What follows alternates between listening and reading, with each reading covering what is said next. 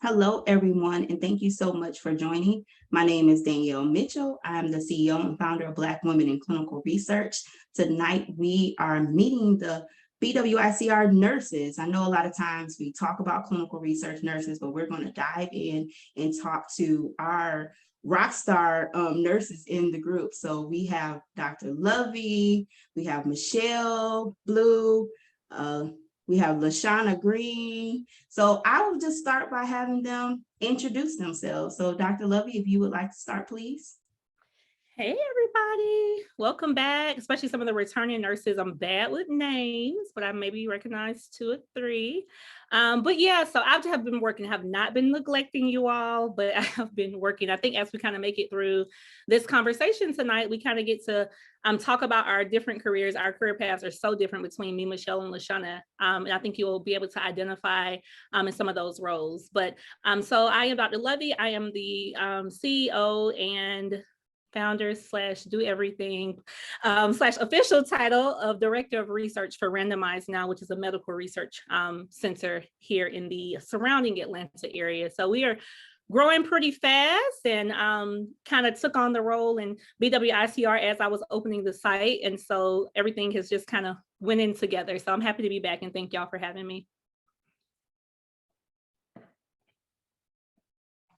All right. Michelle, would you like to go? Oh, I'm sorry. Oh, no, you're fine. Go ahead. Hey, ladies. My name's Michelle. I'm a clinical research nurse and been doing research for about 6 years. And I work at a startup, Tilda Research, and background has been cardiology, a lot of cardiology studies. Now we're doing Alzheimer's studies. So just here to show support, and anything you need, have any questions, just feel free to ask. I'm here for you. Want to be your biggest cheerleader. All right. My name is Lashonna Green. I am originally from South Carolina. I saw someone from Myrtle Beach. I am now in Houston, Texas, have been here for about 11 years. I am a clinical trials manager at Houston Methodist. I have been involved in research for about 20 years. I started in 2002, working at a private clinic as well as a large hospital academic center. So I echo everything that Michelle actually stated. We're here to help and answer any questions that you have. So we look forward to a very interactive meeting to this evening, and please feel free to drop your questions or feedback in the chat, if that's okay with Danielle. Danielle, let me know if I'm saying something wrong. So feel free to do that, or just, unmute yourself. So we'll hop right into it if that's okay with you ladies. So we told you guys a lot about kind of where we started, a very, very beginnery sort of conversation, and some other thoughts that, I guess maybe we can talk a little bit about how we kind of came into clinical research. A lot of you all had gone to nursing school. We were not, I know I was not introduced into about clinical research. There was no mention at all. Evidence-based, yes. Basic science, because I have a science background, yes, but clinical research, no. So maybe Michelle, you could tell us about how you became aware or was introduced into clinical research. Okay, probably like how most people fall into clinical research by accident. I didn't know either. And so at the time I was a procedure nurse in the Heart and Vascular Center here at UAB. And a friend of mine actually talked me into it. She said, you're great with patients. Have you thought about research? Well, when I hear research, I think about, bench, research with the test tubes and everything. I was like, girl, I can't do that. What is that? And so, so she asked me, she said, would you like to shadow, come by my office and shadow? And so I did. And I was like, yeah, I could do this. And that was it. I mean, when I got hired on, I just really like it. I think the thing for me is you're still working with patients. A lot of your nursing skills transfer. You're educating and you're with your patients longer, because some of the trials are like a year, 2 years. So you really get to know your patients very well, unlike bedside, or if you're a procedure nurse, you're with the patient maybe a couple hours and that's it. So we know with us nurses, we love patients' care. So yeah, that's how I fell in, and I like it. And also the collaboration too, the collaboration amongst people. I think as nurses, we collaborate, for across the board with our patients' care. So the collaboration that you have to deal with. We really keep them compliant if you think about it too, Mm-hmm. Absolutely. Absolutely. I totally agree with you. Falling into clinical research is what you'll hear a lot of, or becoming aware of it by chance, falling into it, getting introduced to it, and definitely transferable skills. I 100% agree. While you may look at these positions on LinkedIn or whatever job market, Indeed, you'll see so many things. You'll read acronyms and you're like, I don't even know what that is. How do I apply? Trust me, speak on very strongly the skills that you have, whether or not that's med surg, ICU, procedural area, ED, trauma, cardiology, gastroenterology, whatever it is, you can speak up on those skills. So don't be shy about that part. So Dr. Lovey, tell us about how you was introduced to clinical research. Yes, I think I've told this story so many times, and I've learned how to shorten it. So look at me growing up.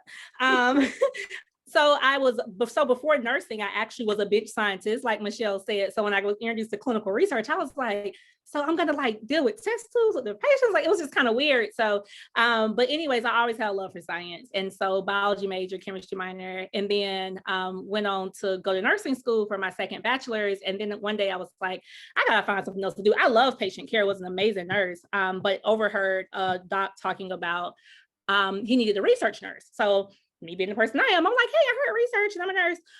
And so I started as a PRN coordinator in the emergency neurosciences department for Emory School of Medicine, where I was kind of like the night chaser, and I would go and enroll patients in clinical trials. So I tell people I come from the hustle and bustle of research. Like when you think about an ED nurse and then now going like the hospice, that's essentially like what I did when it comes to the specialties. So yeah, that's how I essentially fell into it. And then I was like, okay, I'll go full time, went back and got 2 advanced degrees and then a terminal degree, my DNP. And this is where I'm going to retire. So I love it. What about you, Miss Lashonna? Sure. So for me, I have a biology degree. That was my first degree. And while I was kind of discovering and thinking about my next steps, whether or not I was going to do medical school, I actually came upon a position at a clinic, a private clinic in Columbia, South Carolina, a gastroenterology clinic. I was like front desk or medical records person. And one of the only clinical research coordinator that was there at the time was adopting a child from China, I believe. And they saw that I had a science background. So they're like, oh, we have this clinical research position. And they were looking at me like, oh, and of course it was not the coordinator themselves. Mm-hmm. It was the office manager. And they're looking at me like, yeah, you know about this. And I'm like, yeah, I have a science degree. If you talk to me about, basic science stuff, like you said, I can help you a little bit, but I know nothing about that. But I wasn't afraid. I knew I loved science. Mm-hmm. I'm like, if you give me the tools that I need, I'll be successful. As long as you teach me, I'll be happy to do it. So rule of thumb is definitely don't be afraid to take that leap. As you all heard, none of us really knew what it was, but we wasn't afraid of it, right? So 4 years later, I got in, she trained me. I remember getting the ACRP handbook forever ago. A lot of you guys may have been babies then. So the ARC book, she gave it to me. I read it from front to end, shadowed her for about 2 months before she was out for 3 months. And I totally learned everything. She took me under her wing. She taught me everything that I know, and she taught me the right way. So I'm most thankful for that. And while you don't necessarily have to get the teaching on the job, there are so many different programs that's out there. but it is very important to just take the leap of faith. So did that for 4 years, decided that I wanted to go to nursing school. I knew that I wanted to further my education. So I became a nurse. I stayed bedside, and gastroenterology, hepatology, drug trials is what we were in there. I stayed bedside for about 4 years before I was recruited to another position in clinical research. So I started off as a coordinator, science background, not a nurse, stayed bedside, cardiology my whole career, transplant, all of that stuff. And then I moved a couple of states from South Carolina to Florida, from Florida to Texas. And I came out here as a bedside nurse, and I was recruited to Methodist as a clinical research nurse. I always knew that I wanted to get into research, but I did feel I needed to learn how to be a nurse. And I became a nurse, was quickly promoted into the management position when I went there. So my day-to-day more is operations and, of course, educating and training new team members. Some are nurses, some are not nurses. There's just so many different positions in clinical research, from finance to seeing patients to not seeing patients, and then, of course, the career trajectory. For myself, I definitely enjoy the administration part. It took me many, many years. 20 years I've been doing this. It took me probably to year 10 to 15 when I was comfortable not seeing patients. So the last 3 years, I've not truly seen patients, but when I'm bringing someone in, I'm really hands-on. So I go with them, I see them consent. We do a mock consent with me first. I walk through, your protocol tells you everything you need to know. And if there's any caveat around that, definitely reaching out to those sponsors. So I think, we all have different paths, and, I'm working towards my master's degree in nursing. I want an MBA and MSN. So I'm striving to be kind of at some point a PhD in nursing is what my goal would be when I'm old, and I can teach clinical research in a nursing school. Oh, I thought you were saying you're going to get it when you're old. I'm like, girl, stop. You'll have that in no time. I'll give myself, 10 more years or so. So, definitely so many different, avenues that you can actually take. Now, Dr. Levy, you, of course, have your doctorate or your DNP, and how does that help you with your business, or how does that help you in clinical research to be able to run your businesses and things of that extent? Got it. So I think it's very important to note for the nurses in the room. I know we all at some point will probably think about advancing our degree, whatever your advancement is. Everybody's advancement is not to a DNP or a PhD. For me, I was not trying to get a PhD because I knew, even before I knew I was going to stay in clinical research, PhD was not going to be a part of my path. So it made sense for me to do a more practical doctorate because I'm a patient-oriented person, right? And so that's a whole nother conversation. PhD versus DNP, we really have to know the difference and that they are equally important. But anyways, so how it's helped me leverage is that actually when I went to go and get my double master's, I have a family EMP and acute AGAC-EMP master's. I really wanted to go and work as a practitioner in the ICU because I was an ICU nurse. So I was going to leave clinical research, and I was like, this is a good schedule, to go back and work in the ICU. Go to school and then quit and then go work back in the ICU at Grady. So that was my career path. Was I planning to get a doctorate? No, but the school I went to was doing a dual enrollment, and they chose like 8 people to interview and to do like this dual doctorate or whatever. So that's how I ended up getting my DNP. So it was crazy, but I got it. It took me an extra year because my thesis got denied the first time around. So yeah, that's my failure statement. But anyways, how it's helped me though, now I actually can work as a sub-I. So God aligns things in ways. I mean, he knew that I would have randomized now, and he knew where he needed me to be in my career or in my education in order for me to be able to push this company along. So being able to serve as a sub investigator on industry funded trials is huge. We're becoming a lot more popular in the industry and being able to serve in those roles. We're even going to start serving as PIs, and I cannot wait. I am so excited. Like, I want to be one of the first PIs of a huge industry funded trial. Not that I'll be the first, but like recognized, and it's like, oh my God, this is a thing, right? And so that's one. And then having my doctorate, sometimes titles just help you. Like, honestly, I've gotten into a room where I had an email responded to because they saw doctor in front of my name. And it's like, oh my God, like, hello, Dr. Negra. And I'm like, honey, it's Levy. Okay, let's keep it chill. I like the respect. Danielle, I had to say this, right? So Danielle actually trademarked my name as Dr. Levy because I was just Levy. And on like one of the first calls 2 years ago, yeah, she was like, hey, I'm introducing Dr. Levy. And I'm like, girl, it's just Levy. She was like, Dr. Levy. And she corrected like 3 people on that call for saying that. So I was like, okay, so Dr. Levy moving forward. So it's a running book in my house. My husband's like, hey, Dr. Levy, can I have your attention for a second? But yeah, so that's how it's helped me leverage. So that's cool. Wonderful, wonderful. Michelle, so I saw you put a comment in, honey. You and I both on our bachelor. I still have just my BSN, so I'm working towards the others. And you're light years ahead of both of y'all, light years ahead of me. So it doesn't even look. These degrees are just there. Well, and I have a older daughter. She's about to graduate from college. So my folk, it's like, let me get one out, and then I got one coming behind her. So, but I am going to go back. I was just talking to my husband. I'm like, I got to get my master's. So I've been thinking about getting my MBA and, or combined. And I would like to get an MBA and an MSN together. Yeah. So y'all I'll keep you posted on that. We'll keep you encouraged. It's a sisterhood in BWICR. It's truly a sisterhood. So we'll keep everyone encouraged to keep it going. I'll definitely lean on Dr. Levy too when I'm like, I just want to give up. But definitely it's all about that. So just a reminder, ladies, please, we want a very interactive conversation.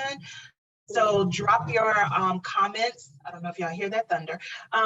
Drop your comments in the chat so that we can definitely make sure we're answering any of your questions that you guys are having. So Michelle, what's the best value you think you bring to your team or bring to the organization that you work for? You have an extensive amount of cardiology experience, electrophysiology. I know we went back and forth about that. I'm like, oh, I run some of the EP, or I manage some of the EP studies. But tell me kind of what your thoughts are about what are some of your strengths or what do you bring to the team that you work with? Oh, I think one of my strengths that I bring to the team is I love to teach. So I teach the team because I'm the most senior on my team right now. So teaching and just encouraging because the team is kind of young. So just, kind of encouraging them to let them know you will make mistakes. You're always going to be learning. Don't let, if you make a mistake, don't let that define you. You know what I mean? Don't be like, oh my God, I made a mistake, So I think my strongest thing is teaching, encouraging, and being a cheerleader, communication and being a cheerleader. So I think that's my strong things.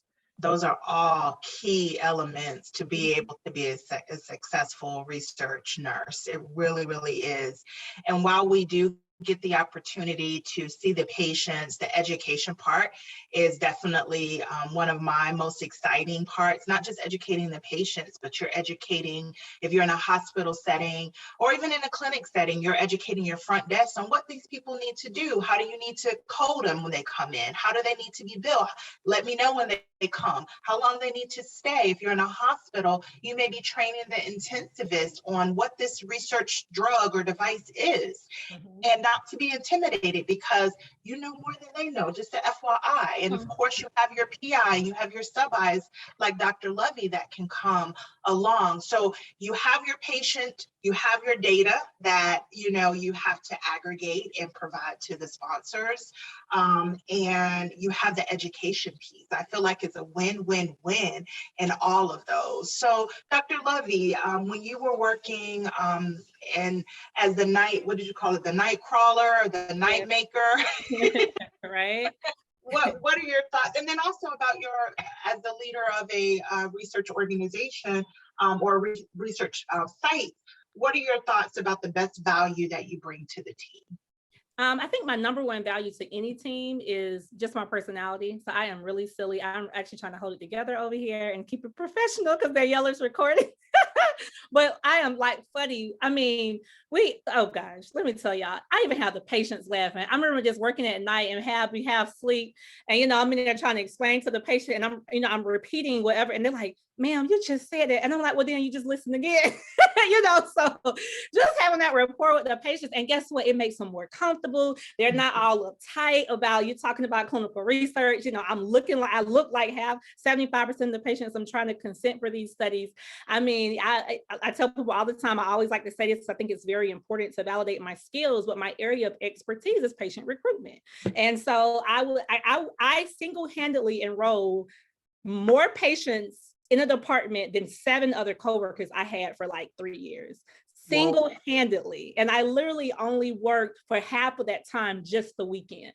So that was the skill I brought. So when I put in my 2 weeks notice, it was like, so what happened? So I left at the top, right? But anyways, now when I talk about it from a site owner perspective, well, I'm the one that take all the heat. It's like, and I only like you all now know that I'm the site owner, but if you kind of look at from the outside looking in, you really don't see that on the site. It's just, oh, she's a director of research. So the same thing when I'm dealing with the sponsors and the CRAs and the CRCs from these different companies, it's like, well, okay, let me speak to your upper person. And I'm kind of like, okay, let me transfer you to her. Hey, it's Dr. Levy again, So it's been so many times that's, oh, so you're the site owner. And I'm like, that's me, so I think it's just my personality. I just like to have fun, so I try to keep it most professional as possible. So let me get back to professional.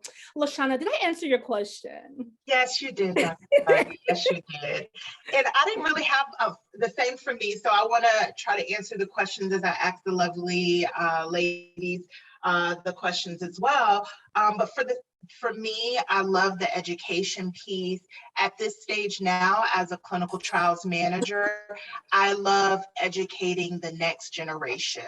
And it doesn't mean that they're much older than me, but they're coming into clinical research, or they've been in research for a year or two.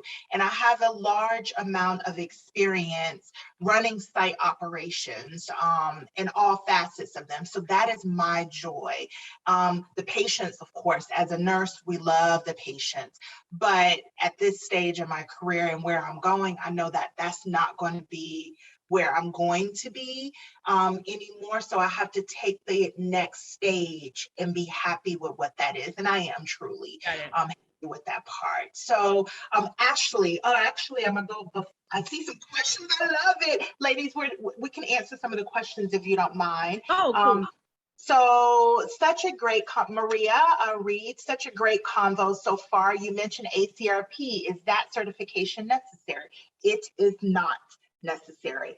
I started in clinical research in 2002. I just became certified in 2015. So it is not necessary. Whether or not ACRP, SOPRA, RAC, there is a couple of them out there. You do not require that when you are starting in clinical research. For my institution, if you're maybe wanting to look at a senior position, in our institution, we promote that you get clinical research certification. And most of those research certifications, you're required to be in the field for about 2 years anyway, to be able to qualify for that. So not necessary at all.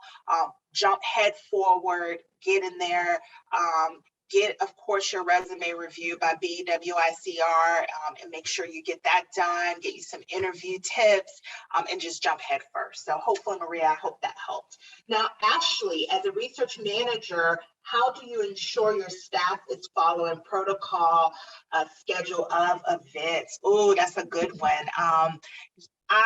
So how do we ensure that? So before, generally when anybody new, whether or not they come with research experience or not, our orientation program is about 12 weeks long. It doesn't mean that full 12 weeks, they're not going to be seeing patients. Generally, week 10, they're already kind of rotating and seeing patients. So we have an education program at our institution. And then within my department, I developed an education program as well, where we talk about, the very beginning of informed consent, what to look for in a protocol, how do you ensure you follow everything in that protocol. When you have a protocol deviation, what is it that you have to do? Because regardless of how great you are, a patient is not going to come in at the time that they need to. So they're going to come one day late. So that's protocol deviation.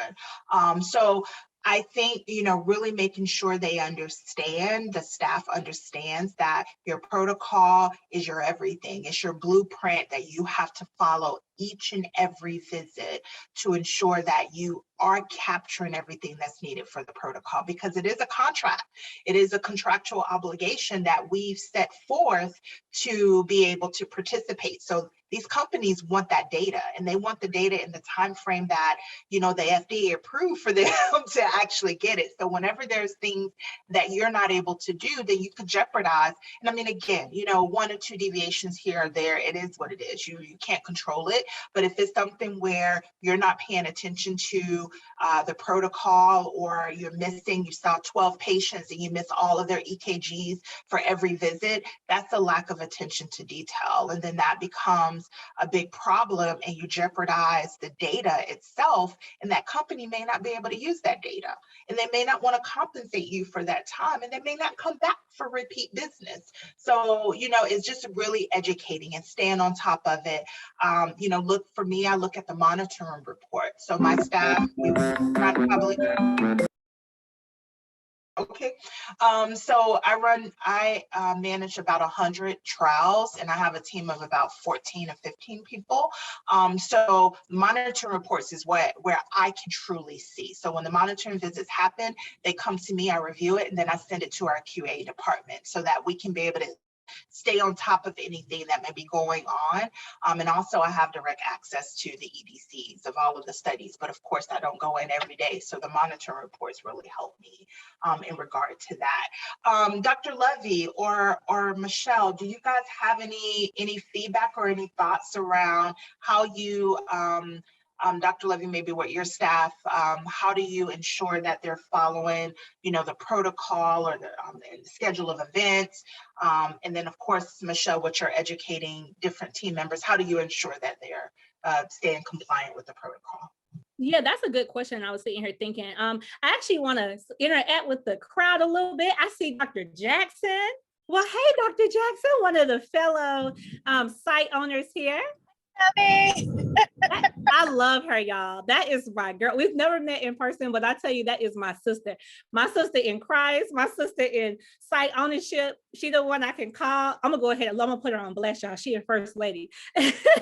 Oh, she don't like for me to do that. I always mess with her, but it's so pivotal in our relationship and keeping me positive in this business, because I believe me and her started around the same time, and we're working on some trials together. So I'm so happy you joined. Thank you so much for joining, Dr. Jackson. But I'm pretty sure that I probably could speak for me and her when it comes to keeping, our staff compliant. And Dr. Jackson, please feel free to chime in.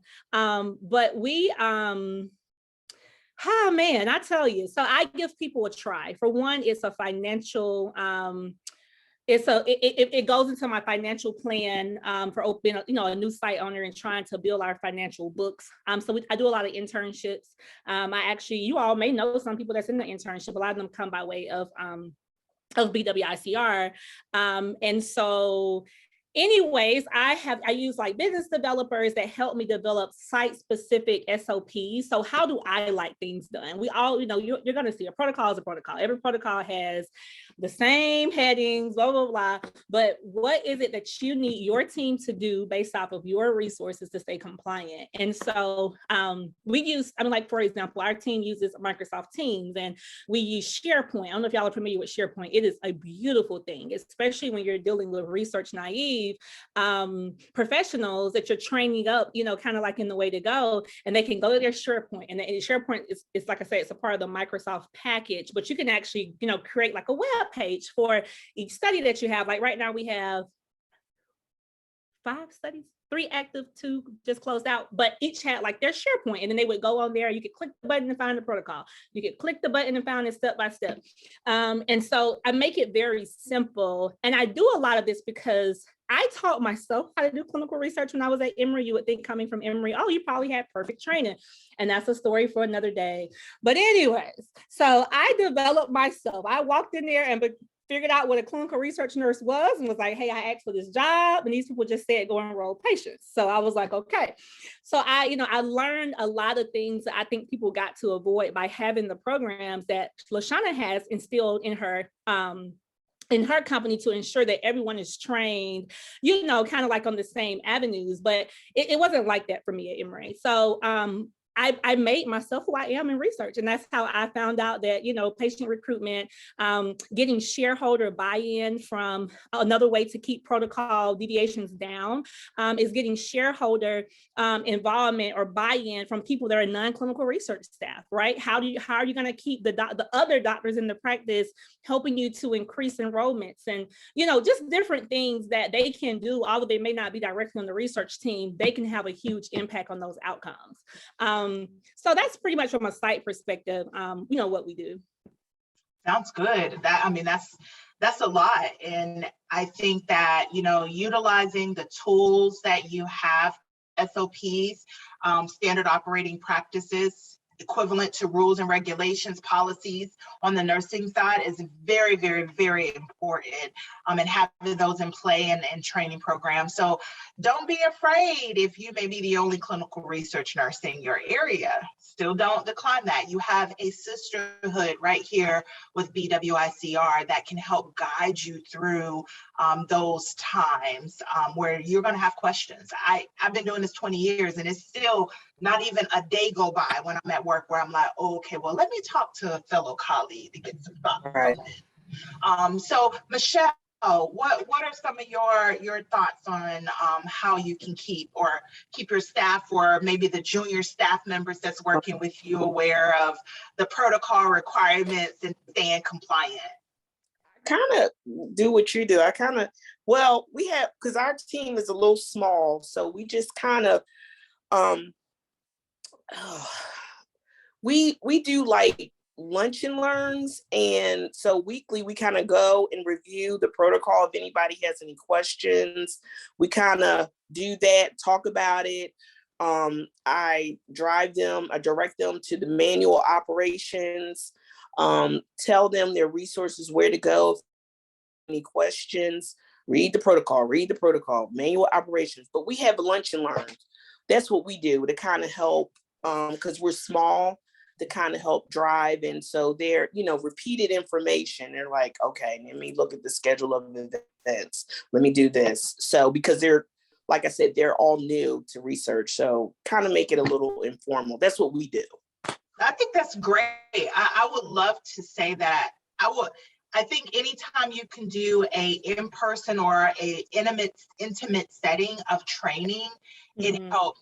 And even though you have people that are working with you, that may be working with you for a while, that reiteration or that re-education is very important as well. So I think, as people who are in clinical research, we are lifelong lover of learning. Because you're never going to get complacent. You're never going to get bored, in my opinion, versus working on the different areas in the hospital, you kind of do the same thing with a different patient all the time. Your strategies, like Dr. Lovey said, that she likes to joke around. Like, patients love to laugh. Like, maybe they just found out about this condition that, you know, they are potentially going to die from, right? And right now they are okay, but they may have a very bleak trajectory of their health or their condition. So if you can make them smile while giving them information so they can make a decision about participating in a study, you can't go wrong with that. And it sits well with the heart when you're able to do that. So especially to say off of that, especially with the oncology nurse, and I saw Jennifer had put something in the chat.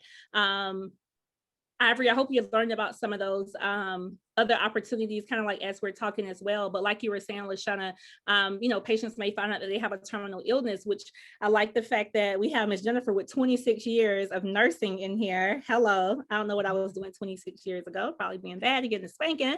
But yeah, so when you look at oncology research, I'll see a lot of those protocols. I am not an oncology research nurse at all. I actually don't even bring on oncology trials into the company right now, just because for personal biases, I got to figure out how to run the trials. So eventually I'll be looking for me an oncology nurse to kind of help guide us through that area. But as far as transitioning into research with that type of experience, have you started applying? Because girl, your LinkedIn should be going off. I mean, right, Lashonna and Michelle, what y'all think? I mean, 26 absolutely. Years, Absolutely. oncology, yeah. Absolutely. Oncology is super hot. They're always looking for companies, whether or not, you know, you want to go at a clinic setting, whether or not you want to go at a hospital setting, whether or not you want to go industry. The years of experience that you have in oncology is not even measurable how valuable you are. So just go and do it. Be prepared. Of course, you have an associate's degree, which I'm all for, and I feel like there is nothing that should stop you. But of course, I know at my center, at large academic centers that have the magnet thing, they have a caveat that, oh, if we hire you, you have to get your BS in. But it may not. Too, right? They will. Yeah. Absolutely, they'll reimburse for that. So just keep that in mind. Keep going, Jennifer. Keep putting those resumes in, get them in now. Get your LinkedIn up and going. If it's not, get it up to date, because I promise you'll be getting tons of dings. I get questions all the time about, and I'm not an oncology nurse. I'm straight, you know, gastroenterology, hepatology stuff, and then cardiology. Anything cardiology, cardiovascular, EP stuff, I'm for. So definitely the same for me, for that Dr. Lovey said, not oncology. Their trials are very different. And this is what you probably can do with your eyes closed. Ooh, yes, yes. Experience you have. You have anything else you want to add about that, Michelle? No, I was going to say, I'm thinking with her experience, she might be able to even go straight to being a monitor, because they have a lot of oncology monitors right now. Let's talk about what a monitor is then. I mean, that's a great segue to explain just really quickly what a monitor is in clinical research. Michelle, do you want to take that one? Okay, so monitors, basically, they're the auditors. So they come, and I call them like kind of like the gatekeepers, would you say, ladies, to make sure you're doing things the way the sponsor wants and ethically according to good clinical practice. Make sure you're doing what you're supposed to do. So I would say they're the gatekeepers. If there is training, retraining that needs to be done, monitors will often do that if they see that the protocol is not being followed, or maybe the staff is just not being negligent, but just a lack of training. Maybe it wasn't connecting, and they're responsible for doing that. And I don't know, I would even say they're almost kind of like maybe little site managers too. I don't know, guys. What would you say? Because they're making sure their sites are good and enrolling and doing what they're supposed to do. And so monitors have a lot of work. They're not your enemy. I like to tell my family. Listen, let's put it out there just in case we have some aspiring monitors out there in the crowd. Listen, so as you get into clinical research, you will see. So I'm gonna tell y'all, Danielle will tell y'all, I am not a monitor person. I love monitors, but my ministry is coordination. Okay, I'm a coordinator. That's what I like. I hate paperwork, and imagine the amount of paperwork I do now because I work halfway as a monitor at my site now. But you know what? God has blessed me with some amazing monitors from these sponsors and CROs. Like they end up just liking me, but then they'll like give me a little heads up on things that they probably normally wouldn't do. They don't escalate some stuff like some monitors. You get the wrong monitors, they want to escalate everything. You know, so I got on there like shoot me a text, Dr. Levy, we're gonna have to correct that. You know, I'm like, oh, okay, thank you. So yeah, you know, I cannot give you any insight on like, you know, the pathway to become a monitor, thing like that. They pay well. What? IFI. Oh, there you go. I'm definitely not a monitor either, but I'm one that I enjoy. I have to monitor my coordinators. I have to look if there's any compliance issues. So I guess I kind of work as a site for my team that I work for and be able to give them the feedback on this is what it is. So monitors for us don't look at everything 100%. They have what they call risk-based monitoring. So they may look at certain things. So I do have to have that part built into our group to make sure that we're not at a risk. So, you know, with that being said, I am a person that I love the details. I like the paperwork, which is crazy. That part I absolutely love. And kind of painting that picture and investigating, why was this missed? When did this happen? And being able to give that feedback, because I think you really do have to have a well-rounded approach. And ladies, you have that already just from your nursing experience. You know when somebody gets blood, so it drives me crazy. I remember like looking at Epic, like, okay, well, I know they get vital signs. You know, at this point, right before they do it, 5 minutes, whatever frequency, every 5 minutes at the first 30 minutes. And if my study required for me to have vital signs after blood transfusions, you know, and I can't find it, but we all know that that happens, but where is it in Epic? You know, so those are things that you just knowing what the regular flow in a specific disease process will help you incorporate whether or not you're a CRA because you're trying to come in and make sure the site is doing what they're wanting to do, whether or not you're a site research nurse, you know, you're still going to educate those floors or departments on what you need and how we collaborate with this one patient. So you definitely have to know what the basics are around just clinical care, and then you incorporate the clinical research part in there. So I definitely admire monitors. I agree, they're not your enemies. You want them to we all want to be on the right path. And if there is a mistake that was noticed, maybe I missed it. You know, maybe I missed it on the first 2 patients, but I was good 3 through 10, you know, so I realized my mistake. I'll fall on that one, but I trust me, I'm not going to repeat it again. So I think that's great. So let's go to Brittany's question. So so you're graduating nursing school. Okay, let me start from the beginning. From Pittsburgh. Hey, background in farm operations and IDS. Okay, investigational drug pharmacy maybe. Graduating nursing school in December. Happy graduation soon. Do you feel it's necessary to work as a bedside nurse before accepting a job as a CR? Thank you for asking that. Oh, that's a great question. Thank you. So, you want to start, or you want me to? I can start. How do you want to start with the comment?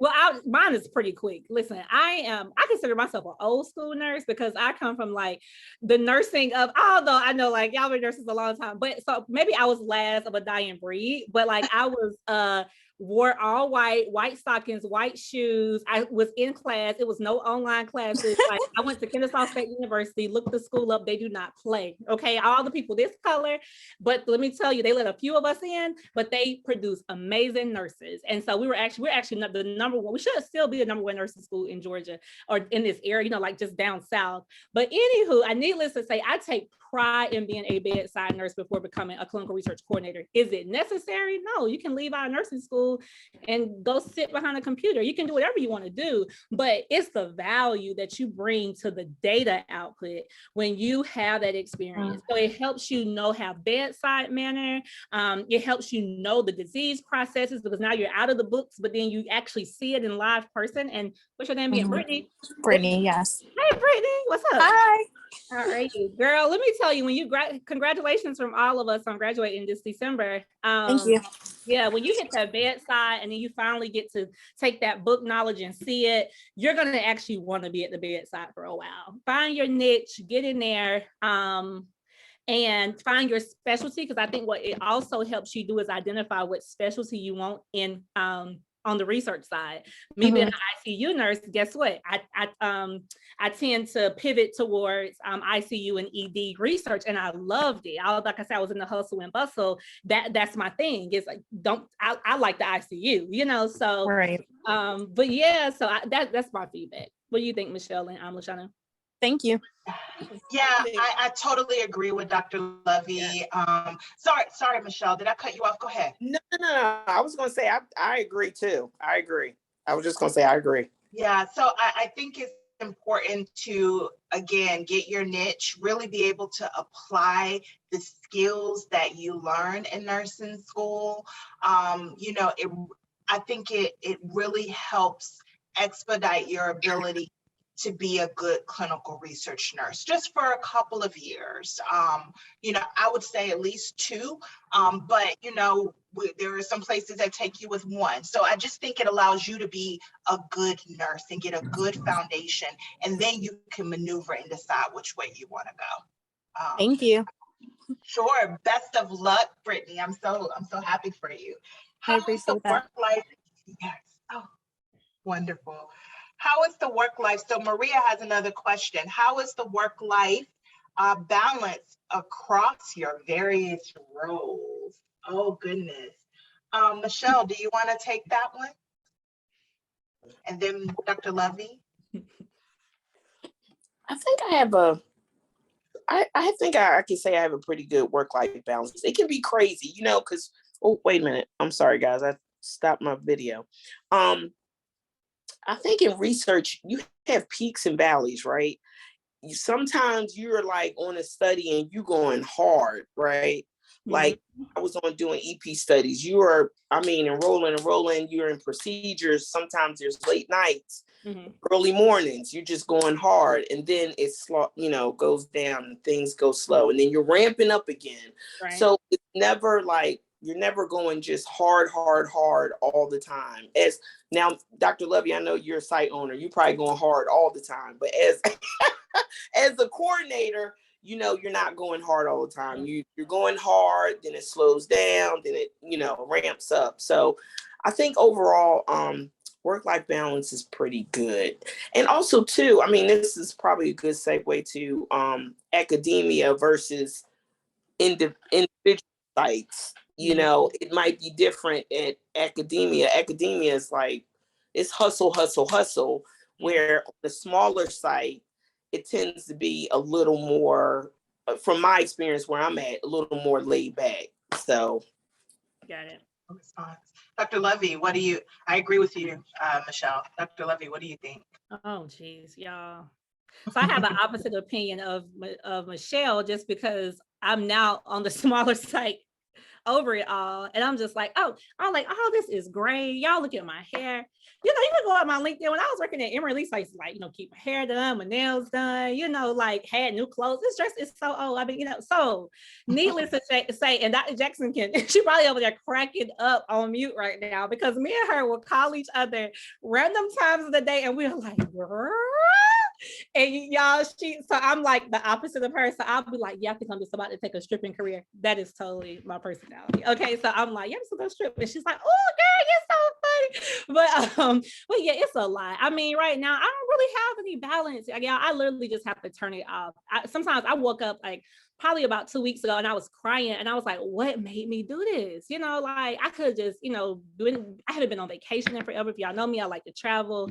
So right now I don't have any balance. You know, I think I got diagnosed with pre-hypertension today when I went to the doctor. I think I was telling Lashonna when I talked to her earlier. So I'm really going to have to find some balance. So thank you for bringing that up. But right now, yeah, I don't have any balance. I have 2 toddlers.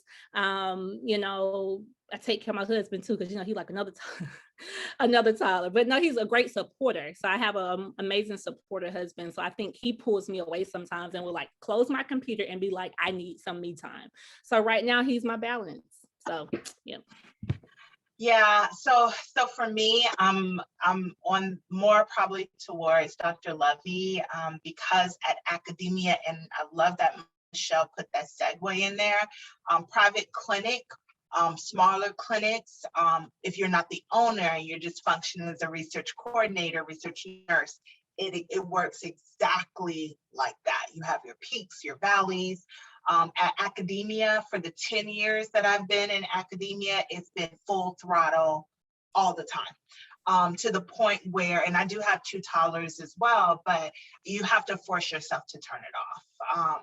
You have to set that, you know, what if it's a patient, of course, you know, you want to try your best to accommodate that, because it's not the patient's fault that their procedure was scheduled third procedure, right? That starts at 4. And if anything happens in there, it can end up being, you know, a little bit longer than what you expect. So, you know, definitely, I try my best to work as much towards what the patient actually needs.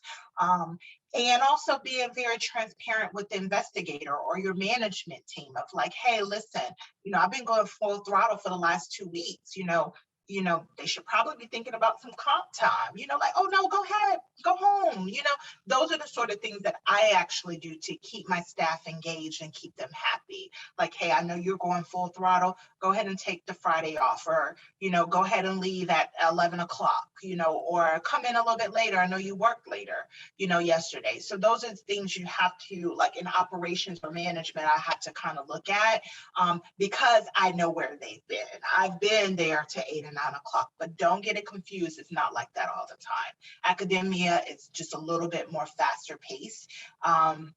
Than clinic setting, unless you're an owner operator, you just set your standard. Just know that it's not a 9 to 5 job. That's not what it is. It's never going to be, I work 8 hours, I leave 8 hours. It's going to be days you work later, and it's going to be days where you just kind of chill. You might do 2 hours of work, and the rest of it, you just kind of, you know, talking to sponsors, getting introduced to different studies, those sorts of things. So I know we are getting to the bottom of the hour.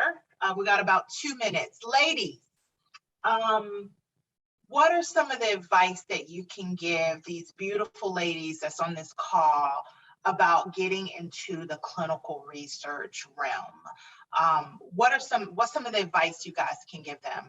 Oh, go ahead. Oh, no, I was actually going to ask you, Yeah. Maybe we could put a question is, for the nurses, is it better to get a job starting out in clinical research at a small site or academia? Oh, that's a good question. I loved that I started off at a small site, okay?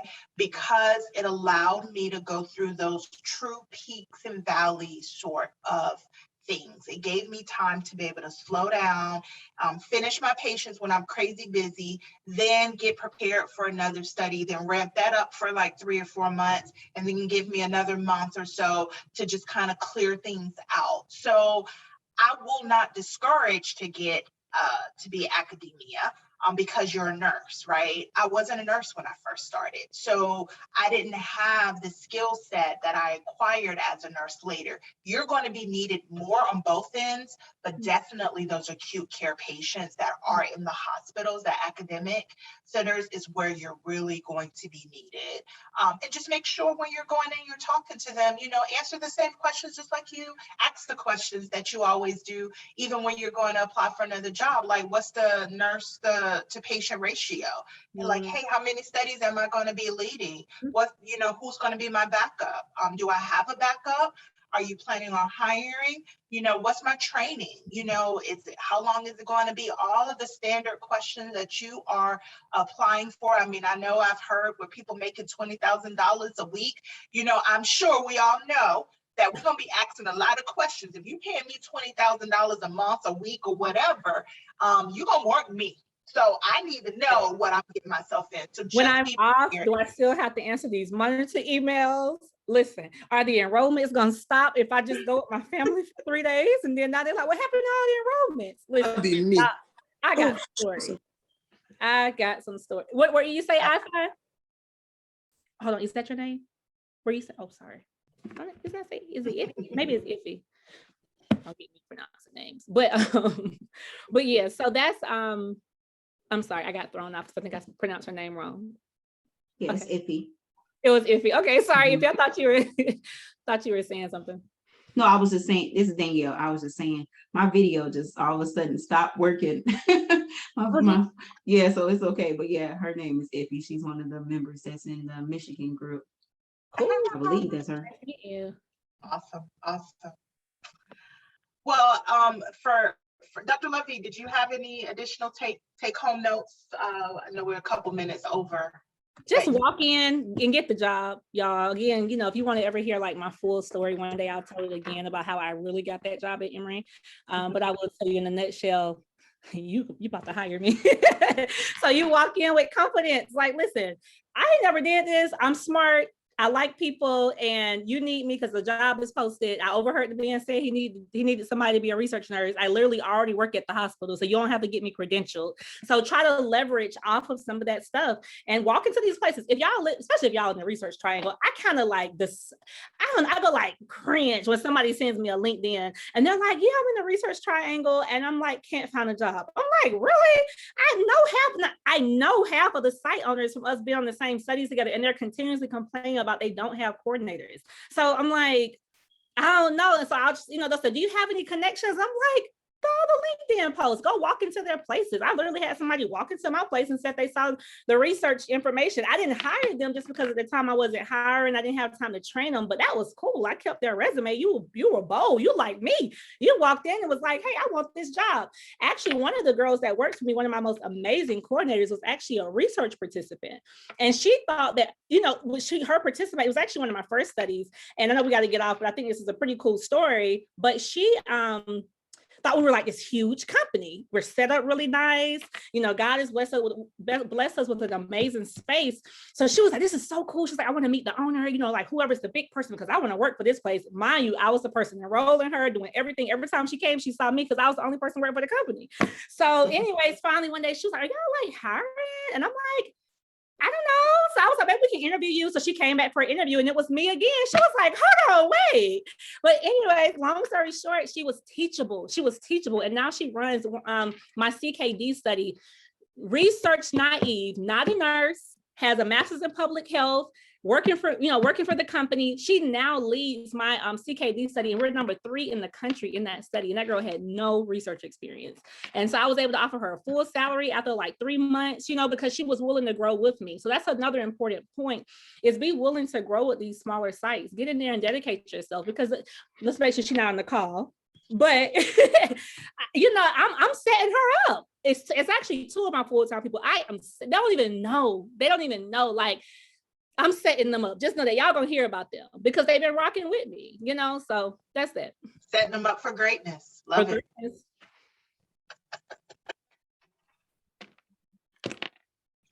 Yes, this has been amazing, ladies. Lashonna, I'm about to ask you to do all of our BWICR. I'm like, you want to ask all the questions and everything? Yep. I'm just let you go in and do all of the work. But yeah, this was definitely amazing and informative. I encourage everyone to reach out to all of the speakers on LinkedIn. I know that we are willing to help. We don't want you to be alone in this industry, and know that you are not alone. We have a network of nurses of all backgrounds who want to help you and who can help you with, if you're interested in like one of the members has said, they're in oncology. Oncology is highly sought after. Like everybody wants someone with oncology experience.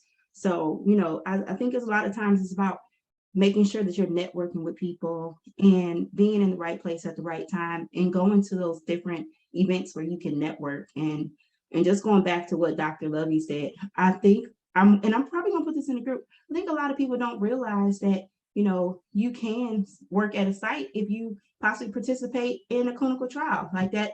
That might be your way in. So, you know, so I had someone else tell me that too, and I can't remember right off top, but they said, they was like, we've hired clinical trial patients because we got to see them and, you know, their personality. And we was like, you know what, this will be a great fit. So you never know the opportunities that's available if you just, all you have to do is just try and put yourself out there.